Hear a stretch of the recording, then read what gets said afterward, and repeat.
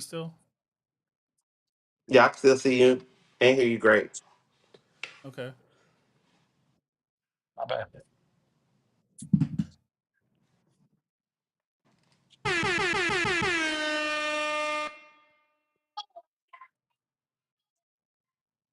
All right, we are live coming up soon for the Shot Callers podcast.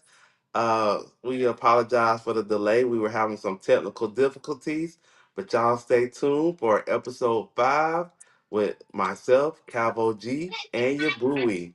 And coming up on tonight's episode, we have a special guest. So stay tuned to figure out who.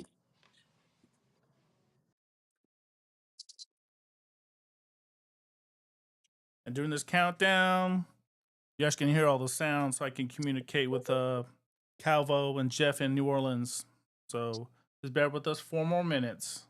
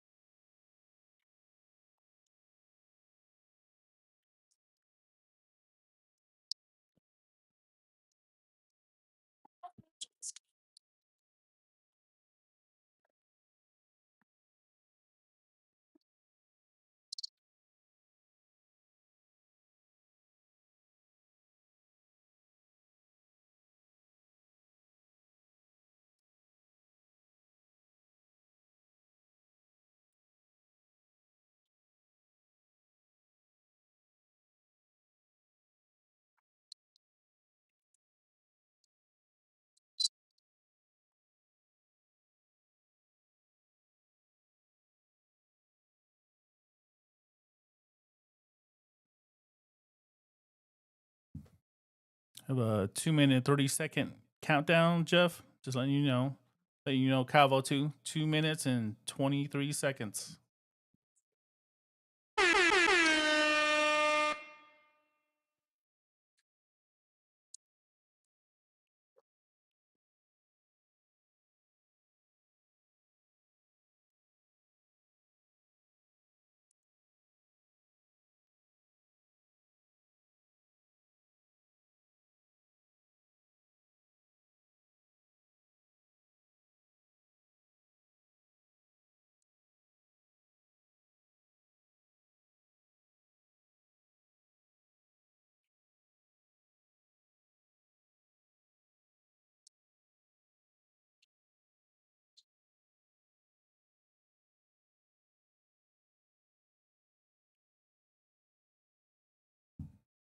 Ninety seconds. 90 seconds.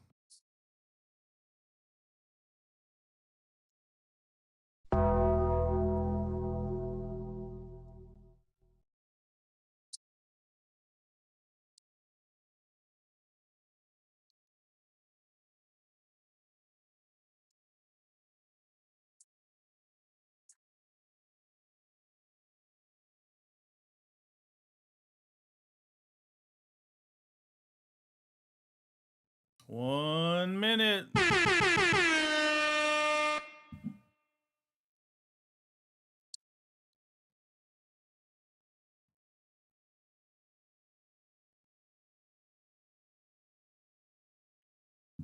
Everybody go ahead and hit that like button. Like, share, subscribe. We'll be on in 40 seconds.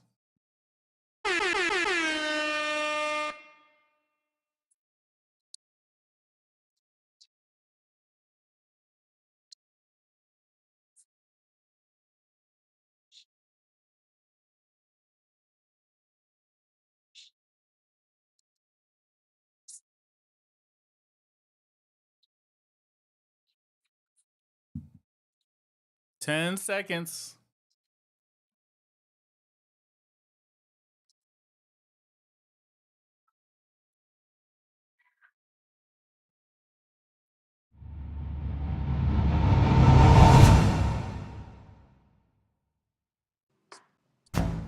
Yo, Hey, yo, yo, yo, yo.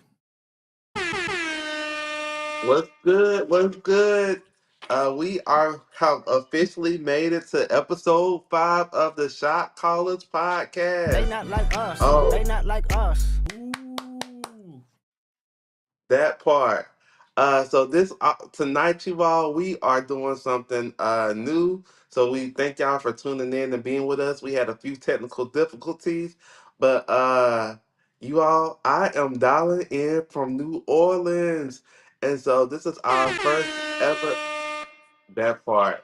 So this is our first ever remote podcast. And I'm just so happy that we were able to work out these technical difficulties. And yeah, we have a great night in store with you all. We thank you for joining in with us. It has been a journey. We have officially made 1 month of the Shot Callers podcast. And I'm just so happy. Yeah, give me some. I'm just so happy and delighted for that. And so, yeah, again, I am your host, Calvo G, with my co-host. Yo, this Yabui. Yabui. They waiting on who next. And we are back. So if you missed last week's episode, we really broke down and started a conversation that we didn't finish.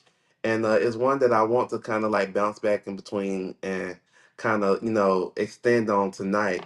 The conversation last week, really, we kind of started breaking down the difference of like streaming and theaters. And in a nutshell, we realized that I go to the movies and Yabui does not go to the movies. Streaming, baby. Streaming, baby. We gotta get paid. Look, but and if you're in the comments or you're in with us, we love to hear from you in the comments too. Um, let's just ask y'all real quick. So, and if you're listening on the later on us to if you're listening later with us on Apple Podcasts or Spotify, you can kind of just take this in consideration. But for the live listeners, y'all put it in the comments. Would you rather go to the movie theaters to see a movie, or would you rather stream? Yeah, boy, tell us why you rather like watch it at home real quick. Let me switch this camera on real quick. I'd rather watch it at home because you just save a lot of money. Plus, your whole family can enjoy the movie with you on your big screen TV. All the snacks are free. You don't have to spend like $100 on popcorn and Coke and hot dogs. So yeah, I'd rather watch it at home. Plus, you can pause, begin an argument with the lady or anything, and then restart it. At home. No, look, man. See, when you go to the movie theaters, you don't got to worry about all that. I feel like going to the movie theaters, I get like the just full experience. You don't have to worry about no distractions. The popcorn is A1. You got to get it with a little extra butter. And I've now grown to like eating my popcorn with M&Ms, or you can sneak in your little snack. I ain't telling you what to do, but it's for the experience. And yeah, I go to the movies often, you all. It's something that I talked about in the last episode that I did like growing up, and so it's something that has always just stuck with me. But however, we live in a digital age now, and where everything now currently is going to streaming platforms, and people you find more often now aren't really going to the movies, which kind of brings me to like one of the things I want to talk about today. I'm trying to I made me some notes, y'all. uh Always. so in the real rundown today, where we break down the current events of cinema news, uh it recently came out after that conversation last week. Oh, let me add this. So last week we also talked about the theatrical window and what that is, right? Do you remember what that was, Yabui? Yeah, I'm No. putting you on Go blast. remind me, bro. Remind me. I'm so bad. So No, you're good. So the theatrical window, right, is the period a film exclusively stays in theaters before being released to streaming or digital. And so we kind of talked about it a little bit, how back in the day, I can remember, and you said you could remember too, how like when the movie came out in the movie theaters, like it was in the movie theaters for like a long time. Um, and then after it was out of the movie theater, it seemed like it took forever for it to come out on like VHS or DVD. And so before pre-COVID, like movies used to be in the movie theater for like 90 minutes, right? However, now, I mean not shoot, 90 minutes, blah blah. It used to be in the movie theater for 90 days. However, now like movies are only in the movie theater for like 45 days. Um, and that's partially because of COVID. You know, when COVID came around, people stopped going to the movies, so it was really no reason for movies to be in the movie theater as long as they were. You know. Exactly. And so, but now that COVID is over, like I said, going into today's news, AMC, the CEO of AMC Movie Theaters, right, Adam Aron, he recently spoke out about how he's trying to work with major studios to push for the theatrical window to go back to 90 days. Um, Let me read it. He said that he's advocating for the extension of theatrical releases to be a minimum of 45 days or more before films are available on streaming platforms or video or demand. It is reported that three of the six major film studios have agreed on the necessity of reinstating the 45-day exclusivity period, meaning that this will come where movies going to the movie theater will be in the movie theater for 45 days or more. Because you got to think, like, sometimes it seems like movies are only in the movie theater maybe like 3 weeks for real, you know? By the time you think about going to see a movie, it's already gone. Yeah, I see that, but Uh, they're trying to recoup all their money really quickly. You know that they're losing money left and right, just trying to get these movies out and then recoup the marketing budget and the regular budget. You know, it's just they need to get that money back. I mean, what do you think? you talking about like the filmmakers or the movie theaters? Talking about the filmmakers, they gotta get that So, money back quick. but I feel like, uh, back in the day, like the filmmakers really were able to make a lot of their movie from the box office, right? True. Um, but now streaming platforms are paying. Uh, but I did like a little research on it, but from what I was able to see, don't quote me on this. It looks like box office pays a little bit more than streaming services. Cause you gotta think like with streaming services, yeah, you get paid from them, but it's only like a small percent. I got you. I know that. I think that's why they have their own exclusive streaming platforms so they can recoup a lot of that money more quickly. That's why you see it exclusively like on Paramount Plus or other streaming platforms, you know? Yeah, no, I can see that. I can see that. So before we get too deep into that, yeah, some other, cause I won't like our main topic tonight is kind of talking about streaming and theater, theatrical releases, but that kind of led to like the first thing I want to talk about in the real rundown. Another big thing that happened in cinema news, you all, is CinemaCon. Have you ever heard of CinemaCon before? I know, sir.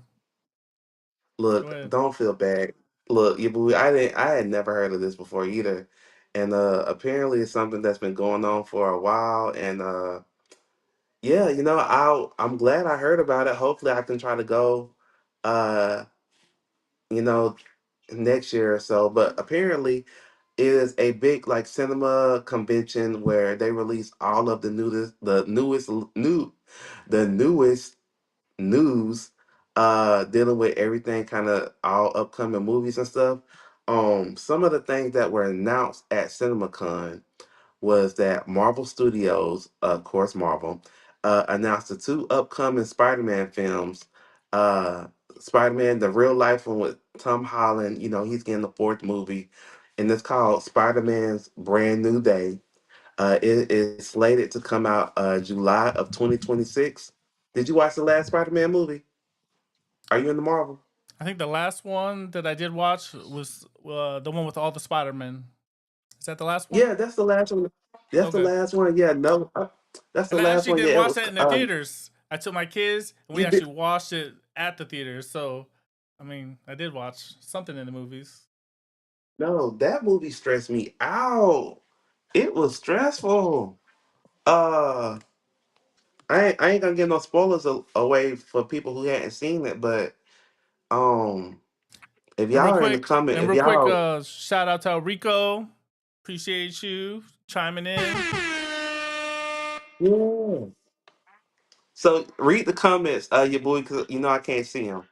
Oh, Rico said, "Hey fellas, great work as always. I love going to the Okay, movies. yeah. School streaming. I'm old school." That's a Rico. All right, yeah. Okay, so He's I can just see like the you. comments now. Yeah, no, I definitely agree with that, Rico. Yeah, because I'm like, I was telling your boo last week, like streaming, I like watching stuff at home, but it be stressing me out. One, because when I be going to different platforms, it be too many options. And then two, like it's just something about being in the movie theaters, like you cannot, for me personally, you cannot recreate a ultimate like movie theater or like live just movie theater like experience. It's just like I be sucked into the movie. Sometimes I be leaving the movie like in the mind frame of how the characters be thinking, and it's just crazy, you know? I understand, but I mean, don't get me wrong. I love going to the movies. It's just having all these kids and clients calling me on my Mhm. phone. You know, people want their stuff edited. I mean, it's kind of tough to pay attention. I need to leave my phone in the car, but I don't know. I love the movies. Don't get me wrong. I love watching Southern Village in the theaters. You know, but Yeah. yeah, go ahead, bro. Endgame was meant. Oh yeah, exactly, Calvo. Endgame was meant for the movies. Endgame was a good one too. Now I'm gonna tell you, sometimes uh, Endgame stressed me out too. Like it was a good theatrical experience, but man, like towards the end, I sometimes get anxious in the movie theaters, y'all. If the movie is just like too intense, I get like a little jittery. And Endgame was one of those movies for me. I loved everything about it, but it kind of like it stressed me out. Really, that and Infinity War. Uh, El Rico said your buoy is called the Do Not Disturb button. No, because if I put on Do Not Disturb, my clients put those little eyes, you know, the googly eyes on the little message. Like, oh, you haven't responded back in like within 5 minutes. I'm gonna change client. I'm gonna change photographer or videographer. So I try to get back to my clients as quick as possible. But so going on with the CinemaCon, right? So it released the announced date for Spider-Man Brand New Day. That is the one that stars Tom Holland. And we now officially have a release date for the new Spider-Man Beyond the Spider-Verse. So the new Spider-Verse movie just got a release date for 2027. Did you? I don't know if you saw the last one, but that was a good movie too. I saw that in the movie theaters, the animated Spider-Man, and man, it was intense. And COVID just messed up a lot of good things, and that was just one of them. Cause that movie was supposed to come out like last year. However, we now have to wait to 2027. Boo, tomato, tomato. But I am excited to see it though. Yeah, can we get one? Get another one for Spider-Man and the Spider-Verse, cause Hot. But on the bright side, some other movies that were announced at CinemaCon was they released a new trailer for Wicked for Good. Wicked, the second part is really good. I'm not a big fan of musicals, but I really did appreciate that one. The new Jurassic World got some footage shown. Um, Mhm. they released that they're going to make a new Naked Gun starring Liam What? Neeson. Yeah, Okay. Maybe bring and on so that's pretty. OJ Simpson and AI or something. You know, that'd be dope. Yeah, yeah. Well, I can't entertain these shenanigans, you bully. OJ did it. Let's get it. Wap, wap, wap, uh, wap, wap.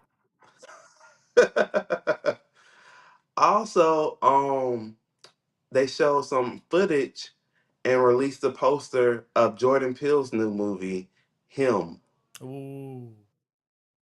and Yes, I will go to the movies to watch that. It stars Marlon Wayans, and so I'm excited about that. Of course, like it's a thriller horror film, so that's my bad. Elrico said any new Batman updates or at least anything from DC. So they did not release anything Batman related, but at the CinemaCon they James Gunn showed and released a sneak peek of the upcoming Superman film. Uh so that was exciting. I haven't seen the clip. It is posted online. Uh but from the reviews that I've kind of seen, yeah, him looks interesting. It does. But from the post that I've seen online in relation to the upcoming Superman movie, people seem to be pretty psyched about it, and so I'm excited about it. I do know like it's not our average Superman. They have the dog, Hawk Girl, and several other members from. I don't even know if they're considered members of the Justice League or just superheroes involved in this movie, and so I am kind of excited to check that out. In the next news, I'm really excited about Ryan Coogler's new movie. It's coming out in a couple weeks. Him and Michael B. Jordan have been working around the clock nonstop, doing a lot of promotions for their new film, Sinners, which is coming up. Have you seen the trailer for it? My wife wants to watch it, so I want to watch it. No, really, I want to Why? watch that. I want to watch that, and I want to watch the Lady in the Yard, the Oh one they yeah, showed now last see, week. Yeah, that looks yeah. incredible. Now, hey, the lady in the yard looks good. I can't remember what she says in the trailer. Uh, We rewinded it. mhm. You said what now? I said you rewinded it and played it, didn't you? Or did we watch it? We Yeah, watched it after the podcast. we did. Yeah, because it just I'm in my horror bag now. Speaking of horror news, y'all, let me tell y'all. So, if you've been following the podcast, you know that I've been working on a horror miniseries, The Peppermint Lady, and we are officially releasing. Thank you, thank you. We are officially releasing the series exclusively on our YouTube channel on the Four Studios. The first date will premiere. The first episode will premiere on April the 27th, and then it will be released weekly. Um, Man, I'm excited about that. So y'all be sure to check that out. Hold on, El Rico said, "Man, Magazine Dreams isn't playing anywhere down here. I was gonna watch it." So El Rico, you got to check it out. Unless they took it away, I went and watched it at AMC. They had it at both of them, and boy, when I tell you, Jonathan Majors gave a performance of a lifetime. Man, that guy, despite what people say, that man is an incredible actor, and he like, yes, give one up for Jonathan Majors for sure. Um, he, I encourage everybody to go see that movie. It was a lot more than what I was thinking from the previews, but man, that guy, he just give him the Oscar now. It's so good. uh, but no, definitely if you can try to watch Magazine Dreams, try to check that out. Um, so yeah, it's a lot of great movies going on. Yabui, man, I'm gonna have to just drag you to the movie theater to see some of this upcoming stuff, especially Sinners, because I'm looking forward to seeing that. If, well, you just say you're going to, with your wife, so yeah, definitely let me know how that experience go for that. Enrico said, "Would you say he is officially back and will be returning to the MCU?" Yes, Uh, I heard all the news. He's yeah, gonna be back, right? yeah, rumor mill has it that he's gonna, rumors are surfing that he may come back. I personally thinks that he is warranted a return to the MCU, uh, especially for the fact of what he was dropped for initially, has been cleared. and they really spent a lot of time building up his character Kang in the Marvel universe. You know, from the multiple movies, also like low key. The whole season two was kind of centered around like leading into what was coming up. So for me personally, as a Marvel fan, outside of Jonathan Majors, I feel like they were building up to this big storyline that me as a fan I would like to see come to fruition. But you know, now they got Robert Downey Jr. So, you know, I'm excited about Doom too. We just have to just, you know, see what happens. But yeah, Exactly. leading huh? No, go ahead, bro. Are you excited about Robert Downey Jr.? I'll have to get educated on Mr. Doom. That's him, right? Yeah, so did you watch Fantastic Four? The originals, like back in the day, and I used to watch them when I was a little kid on cartoons. But I'm so out Yeah, of that. like Doctor Doom. Doctor Doom's like the main villain. Oh, it's getting old, bro. I think I think Boo! I No, have I'm just playing. long term memory loss. I know. I'm just grilling you today. No, I'm just No, talking. it's all good. Uh, but but no, Doctor Doom. I mean, like a lot of people probably still don't know about him because you know, Fantastic Four was a big cartoon and a big in Marvel like universe. But if you don't follow comics like that or like superhero type stuff, like I guess the average person wouldn't really know too much. Exactly. Rico Rico, said, yes, I do love Dark Knight, Joker, incredible yeah, movie. Rico said, tell him again. So you know what, Rico, you know, you try to take the Batman symbol away, but I'm a big Batman fan myself.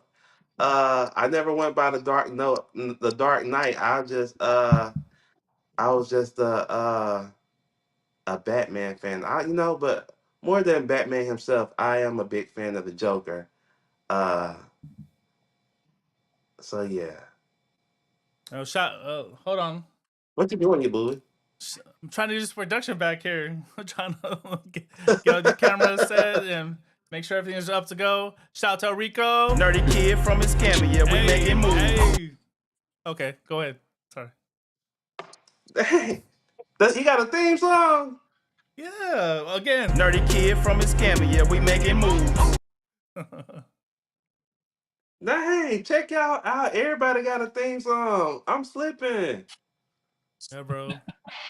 You got to get Q to make you a little theme, something. Seriously, Chat seriously. GPT and make something up, bro. Or go on Suno, make you some You music. say go what?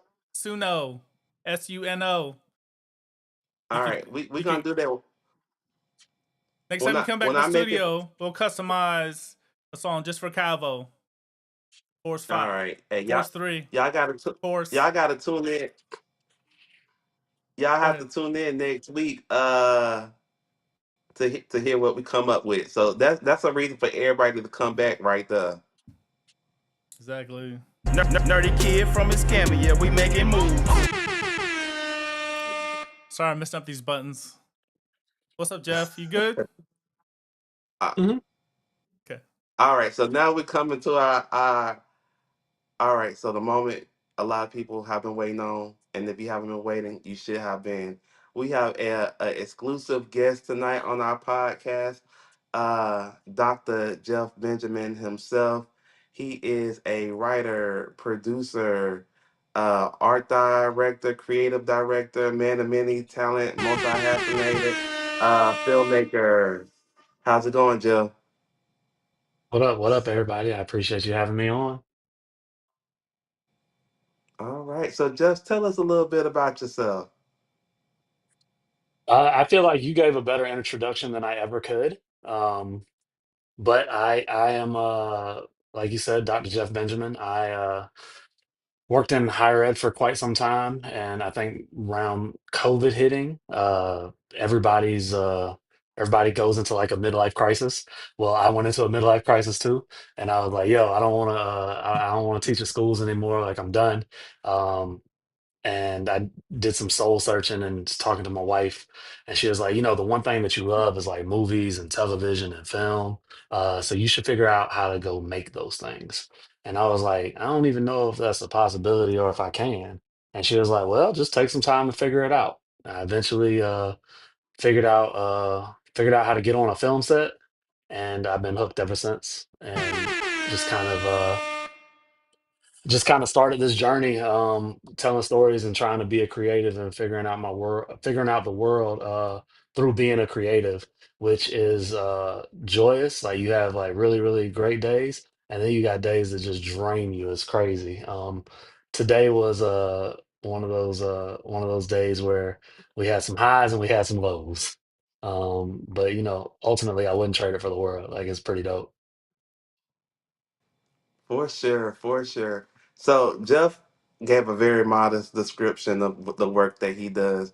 Also, going to the comments real quick. Rico said, "Throw me on the remix, Calvo. When you make it, I got you." But also in reference to Jeff, Calvo addressed that man as Dr. Jeff. He's earned it. So we will now call you Dr. Jeff. Just Jeff. Moving Just Jeff is forward. fine. Just Jeff is completely fine. I'm not doing but much no, doctoring these days. but no. So with Jeff, you all, me and Jeff met. One, he is my fraternity brother of the oldest and coldest fraternity out there, Alpha Phi Alpha Fraternity Incorporated. Uh, yes. And so we met through one of our fraternity brothers, and Jeff kind of reached out to me. He expressed his interest in film, and we actually got a chance to work together. A short film that he wrote back in the day, "Love Me." No, no, No, "Marry Me no, that Yesterday." was you, Sorry, bro. y'all. You wrote it. Yeah. Narcissistic behavior. He was Hey, gonna Jeff, put real your own quick. movie. Jeff, I'm sorry to interrupt. I just want to fix a frame a Yeah. little bit. It could move the camera to your right, I believe. So I could a little bit more, move over a little bit more. Go. Boom. Boom. Framed up. Okay, there we go. Okay, go ahead. Boom. Sorry. Had to fix Two, that. two Uh, doors. Just praying that nobody comes through them. Um, but but yeah, me and you did meet I through we were just talking about how we met originally. Like the first time we met was we were going to the Jay-Z concert in New Orleans, that and that is was the true. first time we met for real. We were talking about that earlier today. And yeah, so I wrote a mini script for a competition around Valentine's Day because I'm a sucker for rom-coms. And I was like, yo, is this any good? And I sent it to Calvin because Calvin's the only dude that I know who's writes and films. So I was like, yo, Calvin, is this any good? And he was like, yeah, it's cool. Like, you want to film it? And I was like, can we? And he was like, we can do anything. I was like, so bet, let's fuck it, let's figure it out. They not like us. So They not like us. So you know, Calvin gave me my first experience behind the camera. You know, so I appreciate that. Nah, and you all. So if you have not seen "Marry Me Yesterday," it is currently on YouTube. Just go to the Four Studios YouTube channel and watch "Marry Me Yesterday." But it is an incredible film. Once Jeff sent me the film, he initially sent it to me and was just like, "Hey, like, give me your thoughts on this." And whenever you film something else, can I just come shadow you? And so I was just like, well, shoot, this is good. Like, let's just film this. And we were able to, collectively come together and film this short film. And it Man, went on to like showcase in different festivals. I think two for sure. Um, and so that was yeah, exciting. But one thing that I'm excited, and I got to give Jeff his flowers. Man, Jeff has really like conquered and really like started to take a force within the film community. So we made Marry Me Yesterday in 2023. Was it 2023? yeah, I think so. Yeah, 2023. But since then, Jeff has had the opportunity to go and also make another incredible short film, which he wrote and helped produce, Revenge of the Time. And I'll let him talk more about that in a moment, which has went on to be selected and screened at different festivals. It recently screened, if you were in Pensacola, at the Scenes and Sips event that was held this past Tuesday night. Yeah, it's an incredible film. But outside of his work and passion projects that he has done himself, he's also had the opportunity to work on several major production films, you all, that are getting ready to come out, such as both Five Nights at Freddy, the first one, Five Nights at What? Freddy, the sequel, yeah, and Sinners, with Michael B. Jordan coming out. Sinners? So What? yeah. That is Yeah. great. That's dope, bro. They not like I us. actually I They actually got not this like hat. us. I got this hat from Sinners. This is like one of the best rap gifts I've gotten. What? Yeah. It's been pretty dope. I mean, New Orleans has like a great film community. And when I was trying to figure out like how to get into the community, to get like break into film in New Orleans, there's this organization, it's a wonderful organization, it was the Essence Festival. Um, and they had a panel about how to break into the film industry in New Orleans, because what the film in order to get like tax incentives in Louisiana, you have to have X amount of workers from Louisiana on your project. So what they do is they train people on how to work in the film industry, because it's skilled labor in a sense, right? So they if people are gonna film here, you need like a trained workforce to be able to carry out the project. So I got with this group. It's called Novak, New Orleans Video Access Center, and I went through like a few intensive courses to figure out like how I can get my foot in the door. Uh, and I worked in the art department on I did an internship for Blumhouse to begin with, and that was on the first Five Nights at Freddy's. And then I did the art department. That was through it was the art department internship at Blumhouse. Then I did this movie called This Is Spinal Tap. The sequel to Spinal Tap is coming out in September, I think, in the theater. That was like Rob Reiner and them. So I did that. I worked in the art department for that show. And then right after that, I rolled in the Centers. In New Orleans. We called it like a different production name. I found out that it was going to be called Centers when everybody else found out. It was a totally different name, which was funny. And then I just we just wrapped the second Five Nights at Freddy's. And I think they just had a teaser trailer for it maybe like yesterday, and that'll drop in December, I believe. So I got three movies that I worked on coming out in this year. And honestly, like the biggest thing for me is I just want to see my damn name on the screen. That's Yes, yes, yes, yes. I I I ain't never seen it before, you know what I'm saying? So I'm just trying to see my name on the screen. With Centers, like I came on mid-production, so I may get my name on the screen, may not. I don't know. I was there for a while. It was a great time. I had an awesome experience. I learned so much from like so many different people. I was able to work with Oscar winners. So the production designer on Centers has won an Oscar. She was the first Black person to win an Oscar in production design. So that's crazy in itself. So you learn like so much, the ins and outs, and like how things like are supposed to be on set. Like there's like a real like detailed eye about everything. I didn't think that I was like artsy or whatever, but working in the art department has kind of made me like artsy. Like everything matters. So it doesn't matter what you're doing. Like I remember one day for Five Nights, like the task was to they had cups. Like there's like it's like basically like a crazy Chuck E. Cheese. So they had cups in the first one, and they needed the cups to be like red striped, but we couldn't find red striped cups. So like we had to like cut and stick all these cups to make like a red stripe on them, right? Which is sounds menial and like it doesn't matter, but like nah, the camera is about to be close on these, so like every cut matters. It has to be perfect.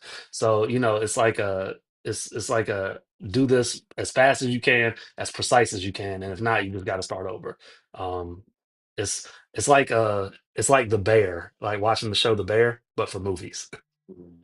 Got you, got you. Hey, for the audience, Jeff, can you explain to them uh, what the art department does or what your job was in these movies? Yeah, so I mean, this is my thing. I've come in like the low man on the totem in a sense. Like I'm started from the bottom, working my way up, trying to get a lay of the land. Because what I want to do eventually is be able to produce my own movies, and work for a studio and basically green light pictures, and we can get into that later. But in regards to the art department, the art department is the second biggest department on a movie set. So they're responsible for the design of the design, the look of their design for their design for the look. Like they're responsible for the look of the movie. So anything that you see on set goes through the art department. So in the art department, you got the production designer, which is like the head person in charge in the art department. And then under that, you have the art director. And working side by side with the production designer is the set designer. So that's the people that put all the furniture pieces and the overall look of the set, and then the art director makes sure that that is intact. The art director also manages the architects because the set's got to get built. And it's crazy, but like there are actual like real architects building sets for us and drafting and all that stuff. So a lot of it is like you need to learn how to read construction plans and look at stuff. And then on top of that, the construction department is managed through the art department. So you think like the movie starts out, a lot of movies start out in a warehouse and it ain't nothing there. And then everything gets built from the ground up. So somebody has to lay the plans, figure out how it looks, and then actually do the building and then do the painting of it all. You know what I'm saying? Yep. So for example, you'll have and one of the shows that I worked on, like it was a period piece. And you had to date it for 19, like the 1930s, yeah, 1920s, 1930s, right? So, you can't get wood from the 1920s, 1930s. Well, I think for this show, like we did, like we got all reclaimed wood from Wow. 1920, 1930, which is dope. But if you can't get that, somebody has to go fuck that wood up. You know what I'm saying? To like make it look like they gotta take the new lumber and make it look old and worn and all that stuff. You know what I'm saying? So that's what the art department does. The last movie I worked in, I was on the pro- I was a production assistant. So I was in the office as a production assistant, and basically the production people, they do whatever it takes to make the movie get done. Like, so you keep all the directors happy, the executive producers happy. You're basically in service of them in a sense to facilitate everything that they need to get stuff done. If there's an emergency, like you're the first person called for the emergency and you have to go like handle it. And in movies, there's like 20 different emergencies every day. So you have to like be up for that. You know what I'm saying? I got you. I got you. Shout out to the PAs out there. Yeah. Yeah, but my ultimate goal is I want to be a creative executive and find content, produce content. So I want to like find the content, produce it, and like nurture it all the way through. You know what I'm saying? So going from like the idea to script to director and develop movies almost like they were developed back in the day. Um, emphasis on like films of for people of color. I have a very big like black presence when it comes on screen. Like I want to see more depictions of people that look like me in different lights. And I think one of the ways to do that is to, work at a studio and be able to greenlight some of those things. Uh, I want to specialize in like the 20 to the 10 to like $30 million range. You know what I'm saying? I don't have to do 100 or $200 million movie. But if it comes, I got it. But I think that you have more leeway and more like experimentation to tell different stories at the 20 to $30 million range. Y'all were talking about streaming and in the movie theater, and I was listening to an interview.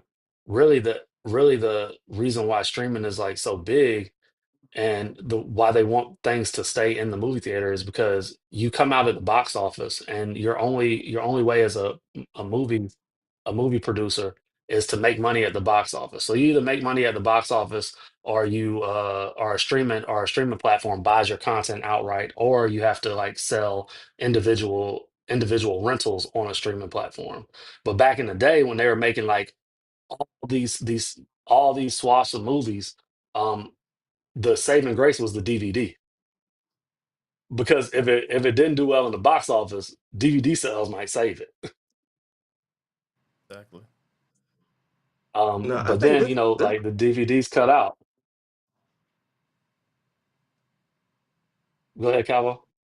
oh no, I was just saying like no, I'm glad that you're talking about this because this is all like incredible information to kind of like back up what we were saying too. So no, like thank you for sharing this.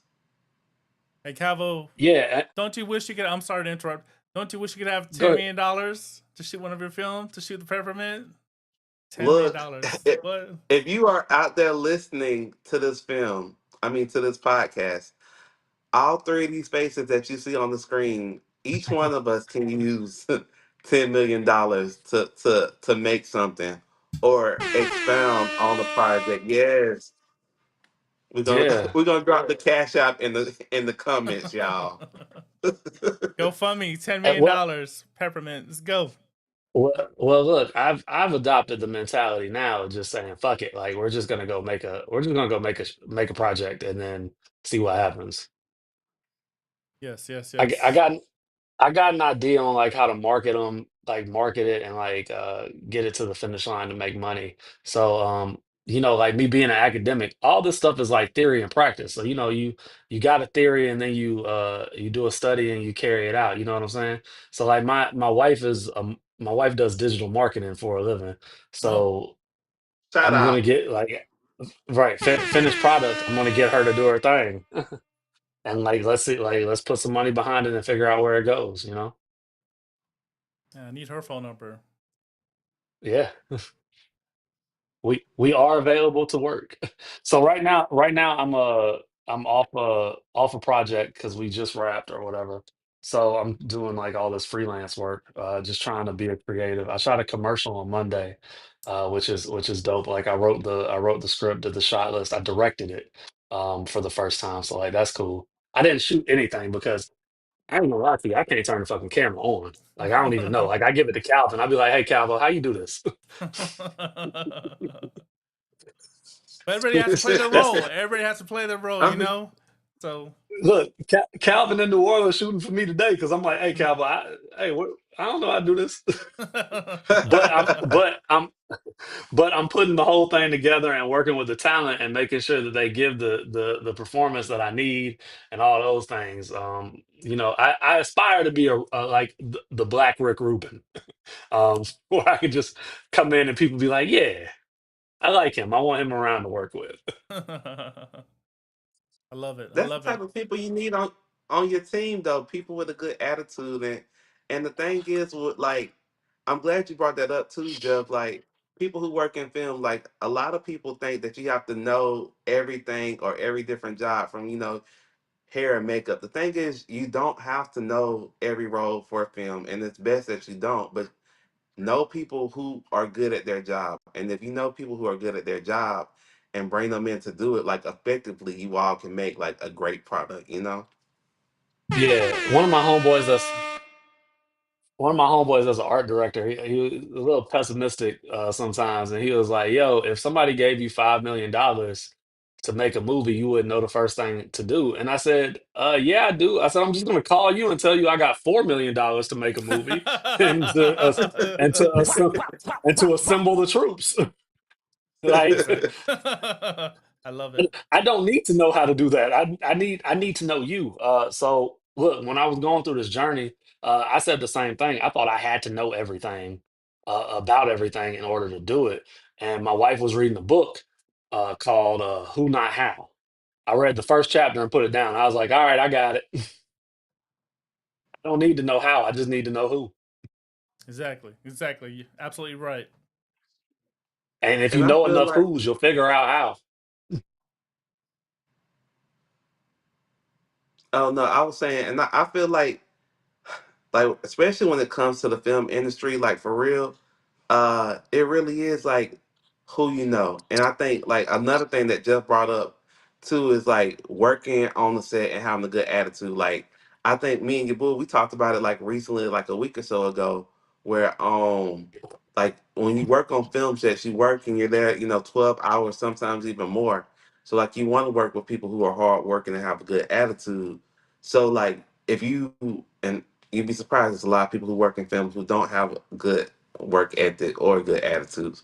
So if you collectively have both and you're a person who people enjoy being around, like you will be called back to or invited back to work on different things. And I feel like that comes with the like who you know. Like you remember people for different roles and different jobs. So like I feel like me personally, you all can chime in on your own, personal perspectives, but like a lot of opportunities that I have gotten really in the film industry, especially from like higher productions, didn't come because like I applied for them. It came from like people knowing me and my work ethic and like, hey, hit me up like, hey, like this position is Mhm. available, or hey, like, can you come do this, or like, like this film right here that's shooting such and such is looking for this.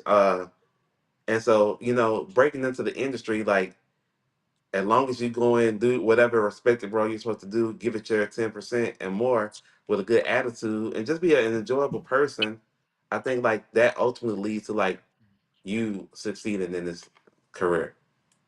Would y'all agree? Definitely agree, bro.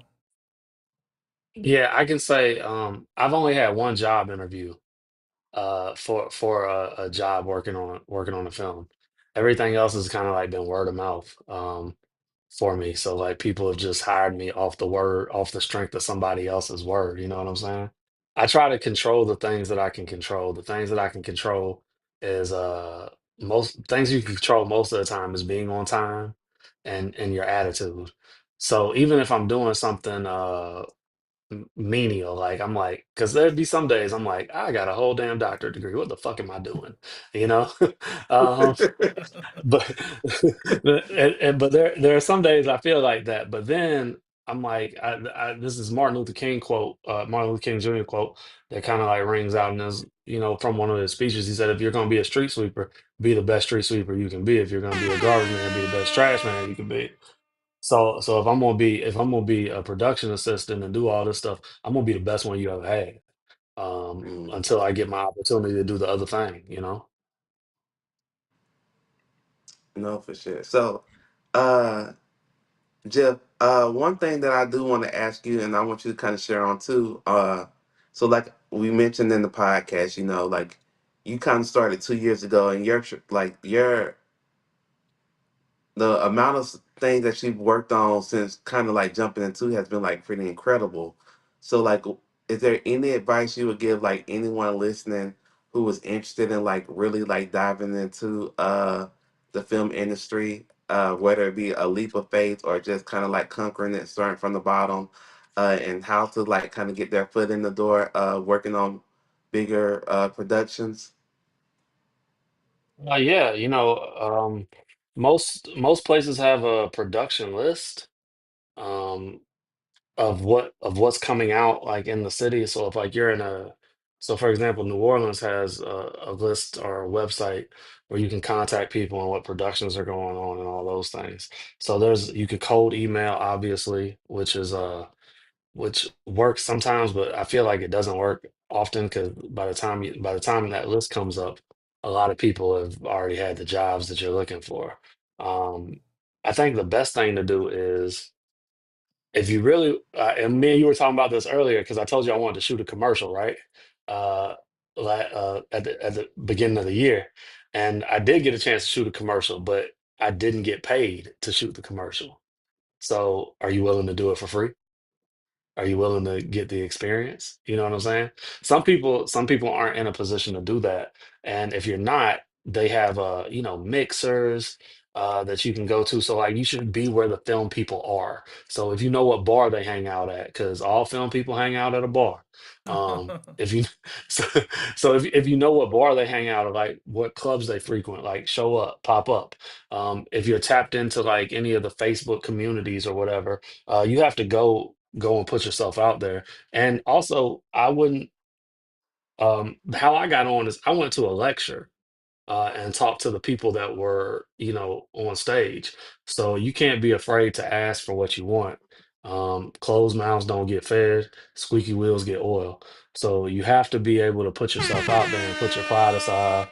Um, especially I'm an '80s kid. I remember when you had to go like we're trained in rejection because you remember back in the day if you wanted to go on a date with a woman, you would have to go up and ask her. You can't just slide in a DM like Sliding like 30 you had to go. DMs, you get percentages there. Yeah, yeah, Yeah, I don't yeah. do that. I'm married, but You you had to go up and talk. You know what I'm saying? Like, so it was a high probability that you could get rejected, and you just had to be okay with it. So rejection is okay. It comes with the job. You just have to not let that rejection paralyze you, or that fear of rejection paralyze you into not asking for what you want. Yeah. Because honestly, I'm trying to like live in this abundant mindset right now, and there's enough out there for everybody. Just ask for what you want, what you desire. But as far as getting into films, you got to be where they're shooting films. That's just kind of point blank. Or you got to be willing to travel to where they're shooting films. And if you can't get paid to do it, maybe work for free. Maybe do an extra job. They have a lot of Oh, as a matter of fact, they have a lot of like castings for extras. One of the people here, I think the name is like Caballero Casting or something like that. So they have a lot of like background casting. Just get on a set just to see what it's like. So, a lot of people can get selected for backgrounds and stuff like that. So just that might be one of the easiest ways to like just step foot on a set, see what it's like. And then when you're on set, talk to people, talk to the production assistants. Uh, don't be annoying, but ask questions. One of the things that I did because I want to know like the next like I want to get to the next level. I asked a lot of questions. Okay, how does this work? I want to know how the money works. So like I'm asking questions. Well, why did we do this? What does that look like? All right, like stuff this stuff like that. And a lot of people aren't doing that. They're just doing their job, shutting up and going home. Mhm. You gotta ask. No, I agree because I feel like a lot of stuff that I learned was just from like, yeah, going on sets, kind of like asking questions and observing too, you know? Oh yeah, if I ain't talking, I'm listening for sure. Look, So, look, I be outside. I be outside the office eavesdropping. What they say? All right. Why is that like that? so I like that. Also, Jeff, that you kind of talked about, coming on sets and stuff, and what you been in New Orleans. So, like, of course, in the South, right? When we think about film, a lot of people feel like for film opportunities and stuff like that, you have to go to Atlanta, right? Can you Yeah. just kind of like share a few things about like how you feel like the film community or just Mm. production is going through like New Orleans as opposed to like Atlanta? I mean, look, Atlanta still kind of toast the title of Hollywood of the South. I won't lie to you. They've doubled down a lot on their film infrastructure. So the Atlanta is like a big player in the South, but you got people that are coming up like New Orleans is still a big player too. Like because New Orleans, you can make New Orleans look like anything in the surrounding areas. You know what I'm saying? So if you have a period piece, New Orleans is the place for sure. But you can literally make it look like anything. Um, so a few of the movies I worked on. Uh, you don't even know they're in New Orleans. It feels like it's like Midwest America. Um, so New Orleans is pretty much consistent working. Like there's pretty much consistent work in New Orleans, but other places, Mississippi, will surprise you that there's a lot of work in Mississippi and Florida. Miami's coming back around from what I hear of a lot of film and stuff is going on down there. But those are like Miami based like shows. So like it's the show is going to be set in Miami and it's going to look like Miami and feel like Miami. Um, I used to spend a lot of time in Miami when I was living in Tampa, so it's it's, Boop it's only boop. one Miami, baby. Uh, only one Miami, baby. Hey, can I So interrupt real yeah, quick? I'm sorry, sorry. yeah, for sure. I'm sorry. I'm This, sorry to this your interrupt. podcast. No, no, no. But I'm just saying. I think I first met you at Dominique's birthday party, and he gave that Yeah. incredible speech. Can I play it real quick? Can I play just a snippet of it? Because man, your charisma, that was such a great speech, bro. Like, look, it touched my heart. Let me give me 1 second. Yeah, I I'm guess finding so. the chart. Make Okay, sure it's okay. make sure it's me and not somebody else. I I think that it is important, as we all are in life, we get to choose the people that we do life with, right? We all have family, we don't get to choose our family, but we have friends, we have best friends, and we get to choose those friends and who we spend our time with. And the people that we choose to do life with can make or break us, right? And Dominique, I am so glad that I chose to do life with you and you chose to do life with me as brothers, because I know our bond only makes us better and stronger. Now that I've moved away, your voice is Sorry, I just cut off. But that man, that was so dope, bro. Yeah. Oh man, Hey, this look, this man. speech was incredible. Shout out to Dominique, man. Like, so I have aging parents, and Dominique lives right around the corner from my dad. So, um, my dad's 89, um, and he has like congestive heart failure, and sometimes like he falls and can't get up, stuff like that. And I can call Dominique, and Dominique will be there to pick my dad up. So like, that's my brother for real. Like, it's hard to get like a bond stronger than that. Like blood could make us no closer for real. So like, I meant every word of that. No, I loved it, man. That Shout touched out to me. That Dominique touched. and Jordan That's Street. yup. Yeah. And look, I ain't gonna lie, I was a little drunk before I gave it. I don't even know if I knew I was giving a toast. Um, no, let me tell you the thing. So this is it, right? I've been through a lot. I've been in a lot of shit with Dominique, and this dude, I got married. He ain't even say nothing at my wedding that was like he ain't say shit. Me and Dominique been in Philadelphia, Pennsylvania. It was some stampedes. It was like somebody shot in the crowd. It was a stampede. I saved two children's life right What? next to him. And you would think that, like, when everybody is saying good shit, like I'm talking about, I picked these kids up and threw them on a curb just so they wouldn't get fucking trampled on. And when everybody's saying good shit about somebody, Dominique just is quiet mouth, didn't say shit.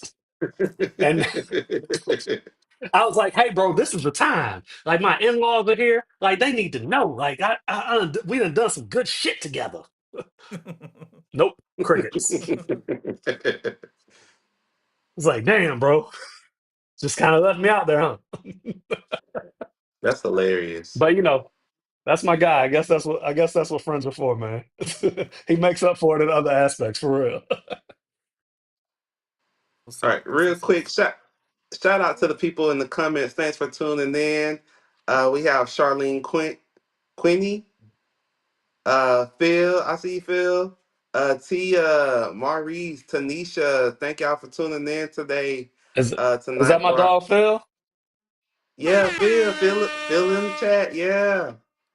Hey man, Phil, I'm telling you, I'm trying. I'm when I get my headspace right, I'm gonna write something, and you're gonna be the voice of God in my show.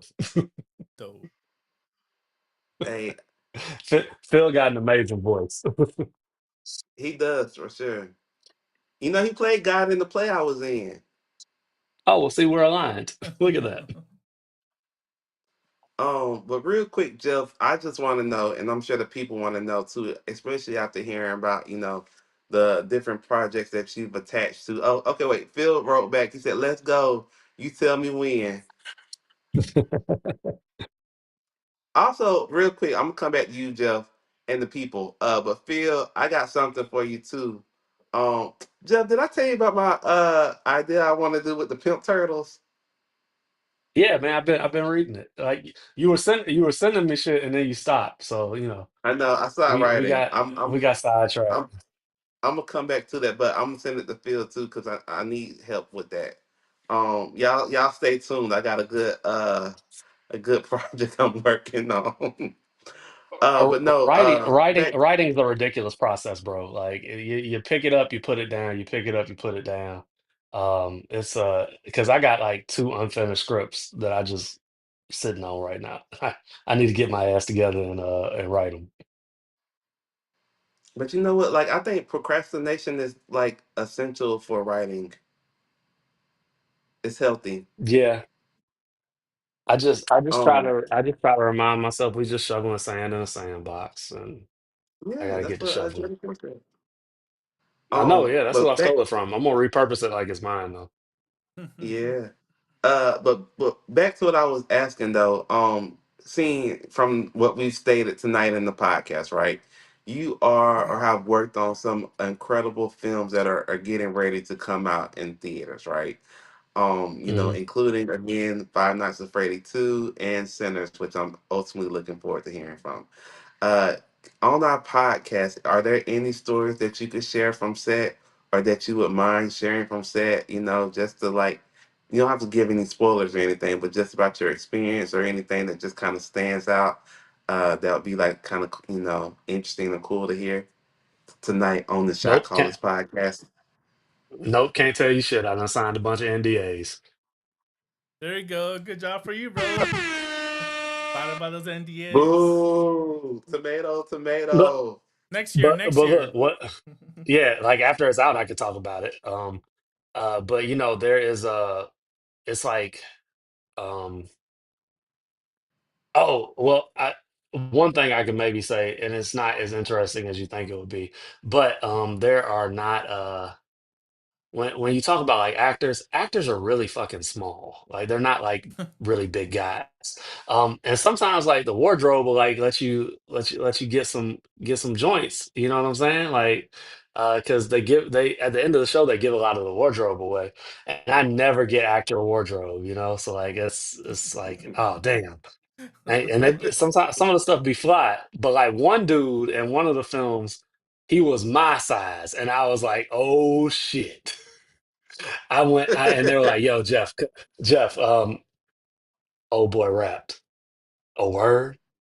Yeah, come on, man, They not like us. They man. not like us.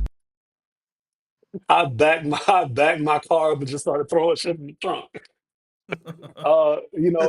Cause like I'm 6'3", 300 pounds, so it's like it's if you see a dude that's 6'3", 300 pounds on the screen, like that dude is a giant, you know. So you don't have a lot of those people. And this guy happened to be like 6'7", so he was like bigger than me. Oh, dang. I know he was huge. But yeah, I can't That's really I mean the only thing that I can say is like everybody on these sets like works so hard. And every art department and production department that I've been a part of, I've just been floored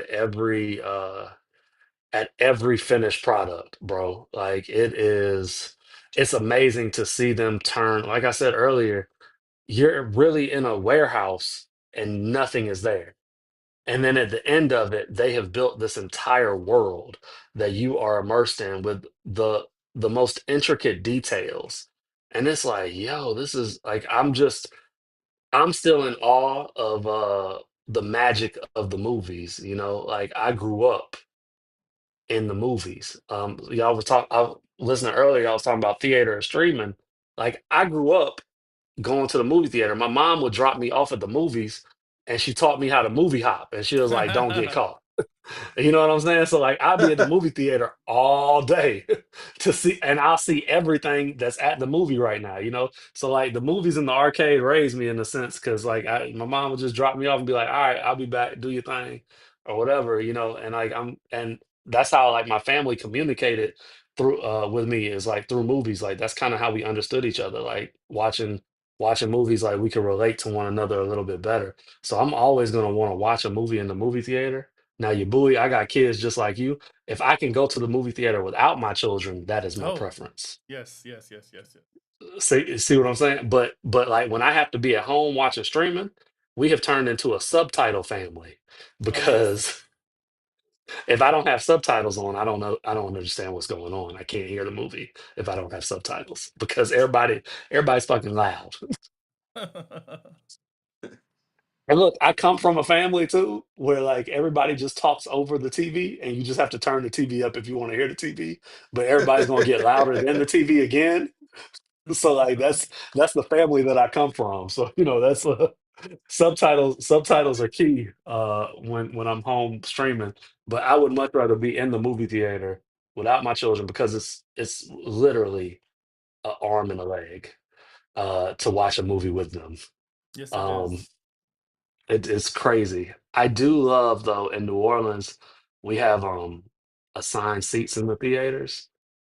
Hmm. And Yeah, we got assigned seats, so it makes it a little harder to movie hop now.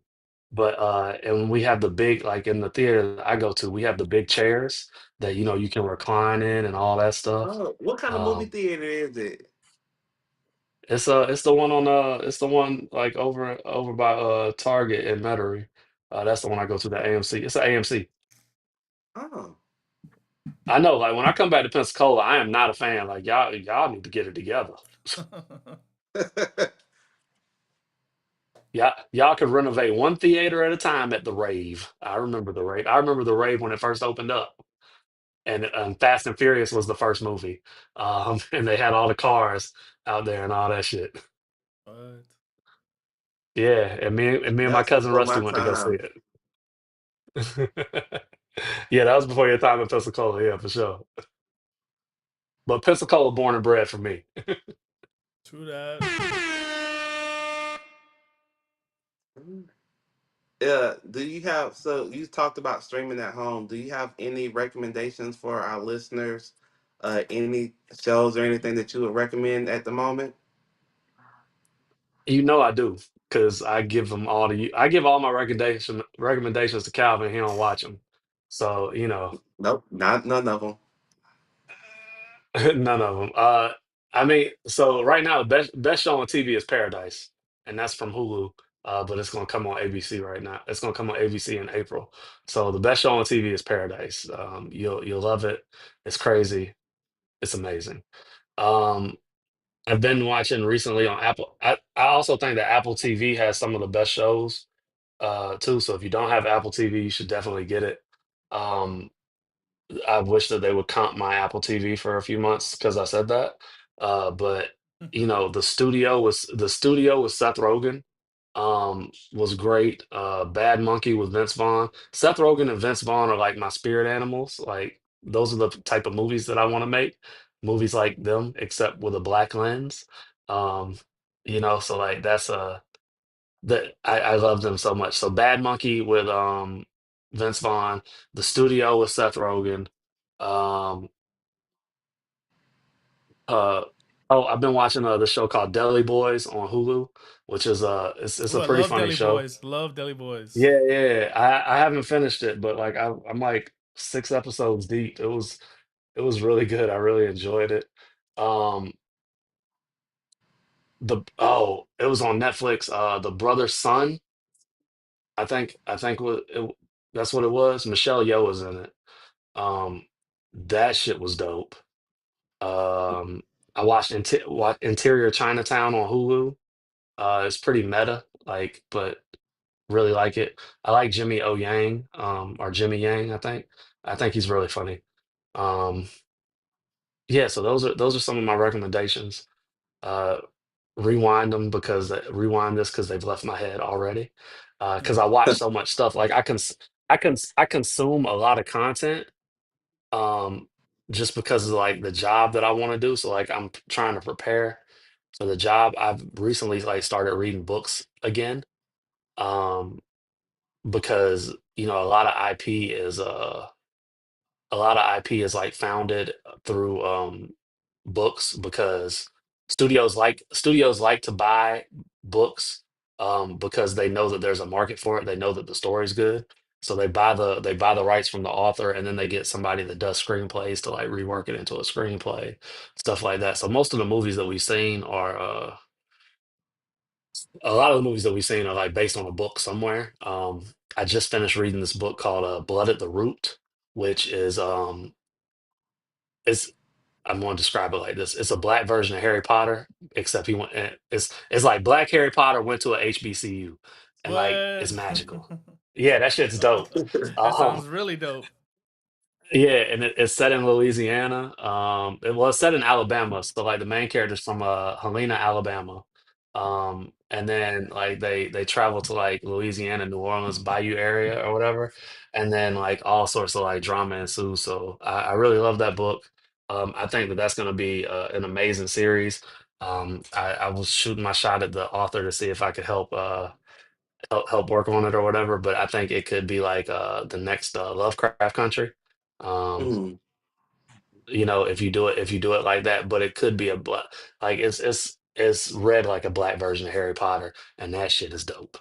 Um, and the magic is like rooted in like ancestral magic, a little bit of voodoo, hoodoo, and shit. So like it being in New Orleans, it like really resonates. So I think that's dope. I know you didn't ask for book recommendations, but I'm I giving know. book I'm glad recommendations you too. did. I'm an academic, you know. Who not how, blood at the root. All right, yeah, because I was finna say I see where in the comment, Phil put that he was adding it to the cart right now. Yeah, yeah, yeah. And then they got the second book coming out, Blood at the Crossroad, I believe. That comes out July 29th. So I'm pre-ordering that as we speak. All right, so before we get ready to close out here, Jeff, I do want Jeff has Yeah. a new upcoming documentary, which I am happy to be a part on the ride to help him capture the essence of it. Uh, and help produce called Hues of Happiness. And so I do want you to just kind of, if you will, for a second, just speak about the making of and the Yeah. essence of what Hues is, as well as like just the experience of being a documentary and Yeah. filmmaker. So I this said is that so weird. yeah, no, I got you though. I'm picking up what you're putting down. So one of the things like I decided to do documentary filmmaking because I have a doctorate. So like if you can do to me, if you can do a dissertation, I should be able to do a documentary. It's kind of like the same formula in a sense. I don't know. I'm still trying to work it out. Like you can pick the data that you want in books and stuff like that and make it and weave it together. I'm really good at that. Not necessarily the documentary yet. So I'm working on it. But I don't like to write anymore. Like scholarly stuff. I don't like to do that anymore. I never really did. So I would rather like tell a story through a visual medium. Um, and it started off, Hues of Happiness started off, we were in a, it started off as a research question that I really couldn't shake.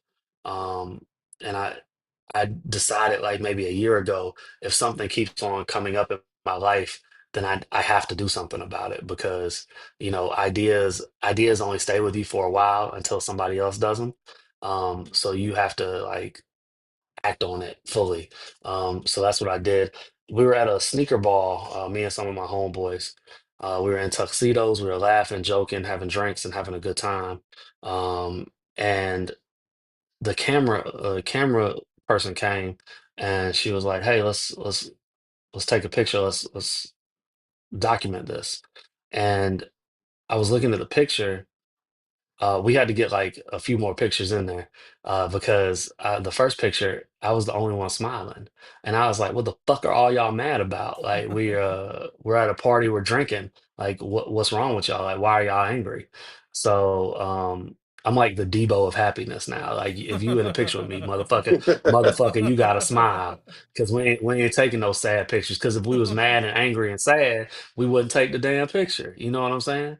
So the research question was like, why is it hard for black men to show joy and happiness? Like, well, it started out as why was it hard for black men to smile in pictures? Um, and it kind of evolved into like a guide for how black men can express joy in their fullness and what the world looks like um, when joy is documented for black men because I'm thinking like even like I had to do a lot of soul searching in this documentary too, because like I look at old pictures of my dad, and like I have my dad here, so I can still talk to him. But if I didn't know any better, if I just had pictures, I wouldn't know if he was happy or not in life. You know what I'm saying? Because he was always serious in the pictures. Um, and having the birth of my son, he's 3, so this has been, I think this has kind of like been a 3-year process in a sense.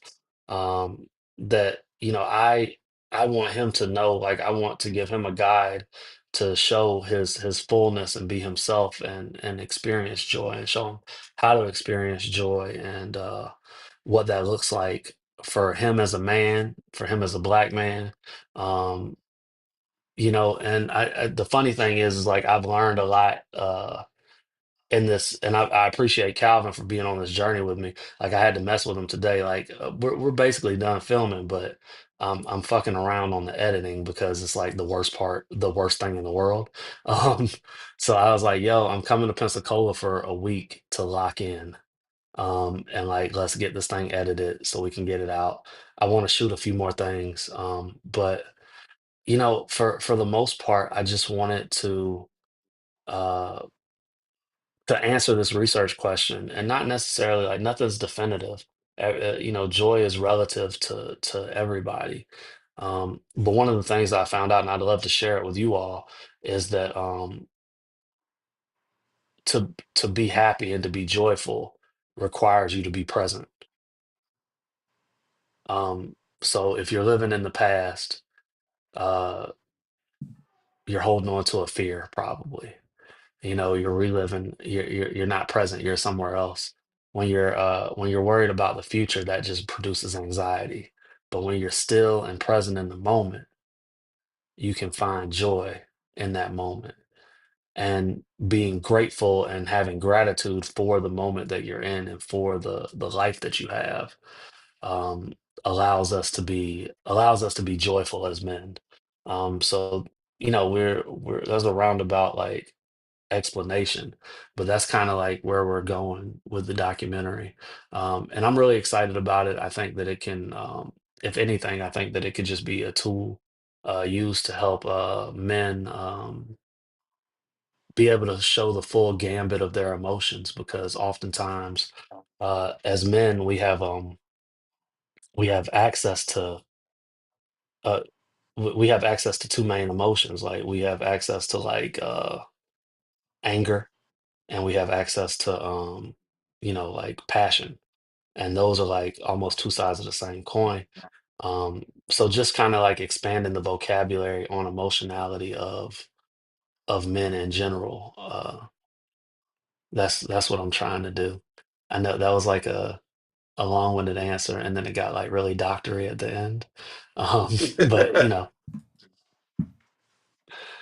I was using a lot of $10 words. I'm locked in, man. That's a great premise for a documentary, and I'm really excited to Yeah, watch it. I think it's gonna be a documentary short. Like I started out just trying to throw it on YouTube and like that be that, but Calvin won't let me do that. So Yeah, Kalvo always got a No. plan. He's always preparing and always has a plan. yeah, for sure. Not me. uh, My he my would, but plan you is just for completion. Exactly. That's my plan too. Yeah. Yeah, I just want to get it completed. You know what I'm saying? Once it gets completed, like it's the world's now, and the world can figure that shit out. Exactly. all right. No, I always have a plan. So, uh, but as filmmakers, right? Me and fellow, I'm glad y'all brought that up because and we're gonna get ready to close this out here soon, y'all. Me and fellow filmmaker Jermaine Williams, we were talking this past week at Seams and Sips about just like as filmmakers, how it's hard really working in film on not only from the standpoint of like making stuff, but from the standpoint of being able to complete a project. Like it's a lot of like work that goes on behind the scenes to like come and come up and even get to like a finalized product. And so like for people who are out there who are creatives, whether you be, a filmmaker, or I even take it to like, music or art. Like whatever you do, if you express yourself in your art and you're able to complete it, uh, you should just really just give yourself grace and a round of applause, because it takes a lot to just really just make art in general. And yeah, Jeff, when it comes to us and Hughes, we're at the finish line and we got this. So y'all definitely be on the lookout for the upcoming documentary Hughes of Happiness. They not like us. They not like us. All right, Oh, and can I give so one more book recommendation before we leave? yeah, yeah, no, I All mean right. we got more, one more. Yeah. Oh, okay. I think every creative should have Rick Rubin's book, The Creative Way, or something like that. It's Rick Rubin's book, but every creative should have that. Like, and whenever you're feeling some sort of way, just open it up to any page and just fucking read. You know what I'm saying? I Because got you. that's what the spirit guides you to do. You know what I'm saying? Just do that. And The I think creative, it's a is massive it help. the creative act of way of being? Yeah, that's it. That's it. It's got a big like circle on it. It looks like a yeah, it's a gray book, Uh-huh. big circle on it. Yeah, that's it. Yep. I got I'm it. gonna I drop got it it in on the chat. bookshelf around here somewhere. But yeah, I think every creative should have that book. Okay, just interrupt real quick because I'm just like Ocho Cinco. I'm trying to take these notes while you said it. So you have Who Not How, Root of the Blood, and Rick Rubin's book, correct? Who Not How, Blood at the Root, Blood Rick of the Rubin's Root, book. Blood of Yeah, the Root. Got you, Blood got at you. the Root. Blood Yeah, at the Root. At the root. yeah, yeah. Haven't read a book in like decades, so try to read something. You ain't think you was gonna come out here and get book. Look, and this is why I resigned. This is why I resigned for books, because I don't know. One of my favorite movies is Crazy Rich Asians, right? Oh yes, I love that I movie. don't I don't know if I'm ever going to get part two, but there was three books written, so now I got What? to go read book two. Yeah, Oh, Crazy Rich Asians is from a book, so it's three books written about that whole like world or whatever. So the first book was the Crazy Rich Asians movie that we saw in theaters and on streaming platforms, and then there's a second and a third book. shout out to rom coms. Yeah, man, Love them, Yeah, I love haven't them. seen. I have not seen this movie. you haven't seen Crazy Rich Asians? No. Well, that's what the fuck we're doing tonight. Shout out to Aquafina.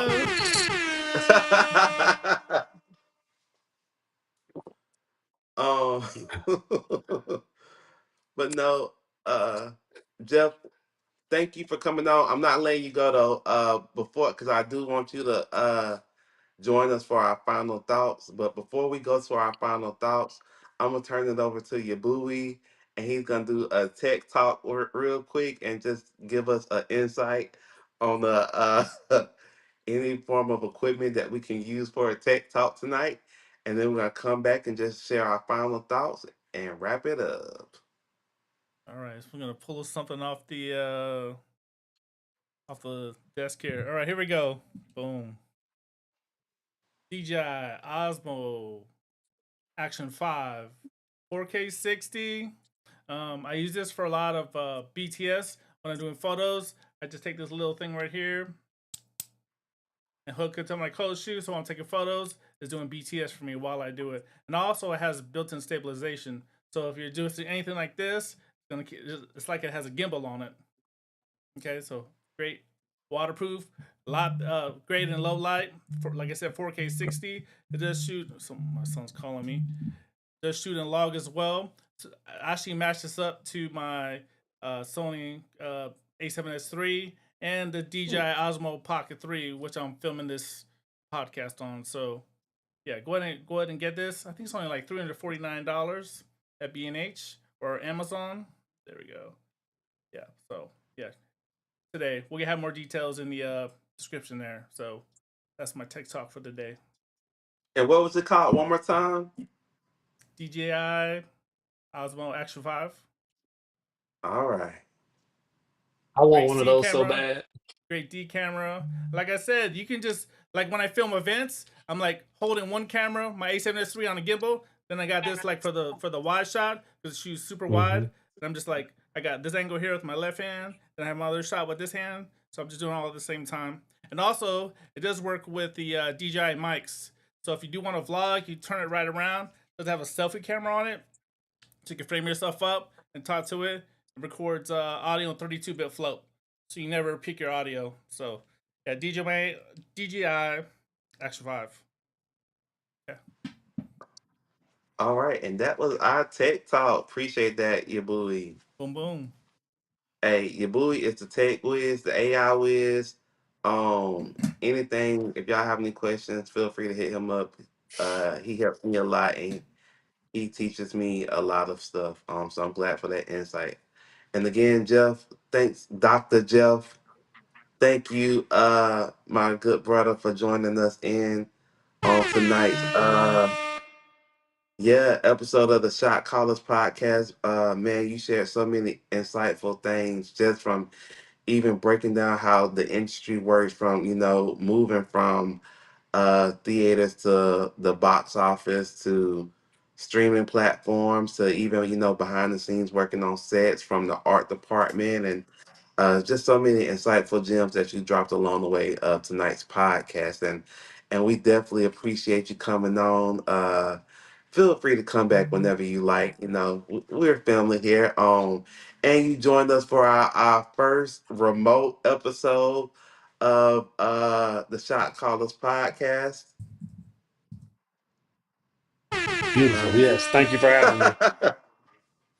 Yes. And Thank you so for having me. I appreciate it, man. yeah, so your boy come on back and join us on the screen. We are going to close it out with our final thoughts. This is where we all just kind of give any words of encouragement. Uh, so if you have anything that you want to leave with the people, you left some great book recommendations. Post this podcast. We will try to go back for our online platforms such as Facebook and YouTube.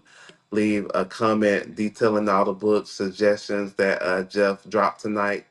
Um, but however, yeah, let's go for our final thoughts. I'm gonna let y'all go first. So if you have any, Jeff will give you the honor of going first. If you have anything that you just want to leave with the people, it could be encouragement, recommendation, or anything that's on your heart. Yeah. Just yeah, the floor is yours.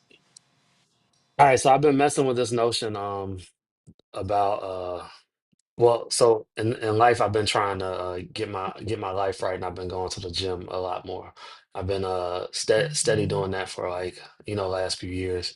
Um and I realized that I'm on this journey of a faith walk, right? So like, being a creative and taking a step back from like what I know, and leaning on not on my own understanding, but on my own on my faith, right?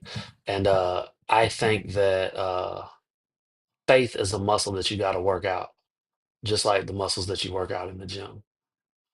So I encourage everybody to go out on a limb and do something on faith, because being secure, and I'm not telling you go quit your job or leave your family, but do something that you don't know if you can do, and that the only way you can get through is to depend on uh, a higher power to get you through. My higher power is God, and I'm walking in faith, and I'm trying to test these faith muscles out. So faith is a muscle that you Ooh, have to actively work, and that's my final thought. Love it. All right, so I always do no, my appreciate that. Chat GPT thought of the day. I did it. I prompted it right before you taught. So here's my Chat GPT thought of the day. Every scene you capture shapes a story only you can tell. Trust that your lens reveals a truth worth sharing. Keep creating. Your vision today inspires the films the world will cherish tomorrow. All right, Calvo. That I was a love two. that. I just told her to write in 2 sentences, so keep it short. Yeah, Calvo. no, I love that. I love that. So my final thought. Um, I'm laughing because both of you guys' final thoughts were great.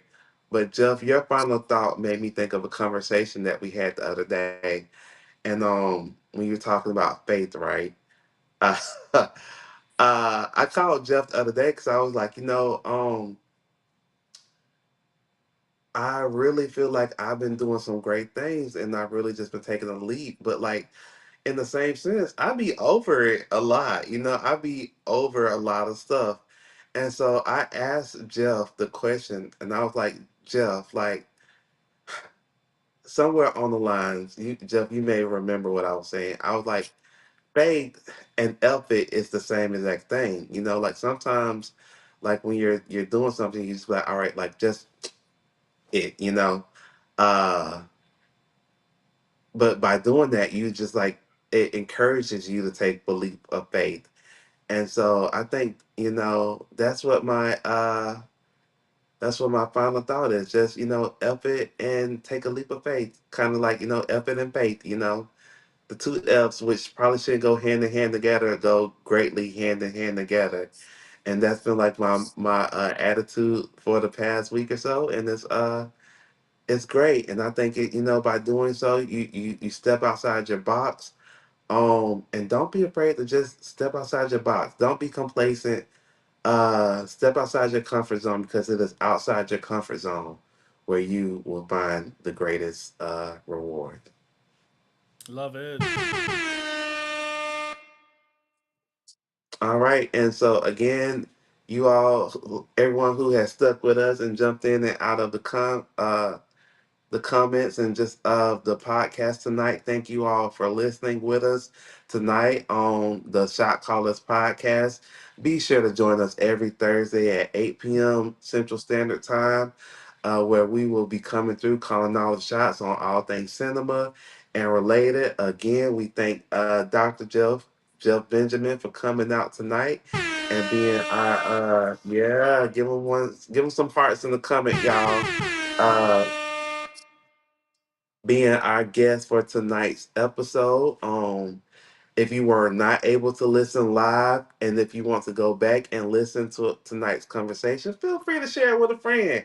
If you're on Facebook, share the link on Facebook. If you're on YouTube, send the link to someone on YouTube. And you can also listen exclusively to our podcast on Spotify and Apple Podcasts under the Shot Callers Podcast. So we thank you all for joining us tonight. We look forward to speaking with you all again and joining us next Thursday at 8 p.m. Central Standard Time. So tonight, we're signing out on the Shot Callers Podcast.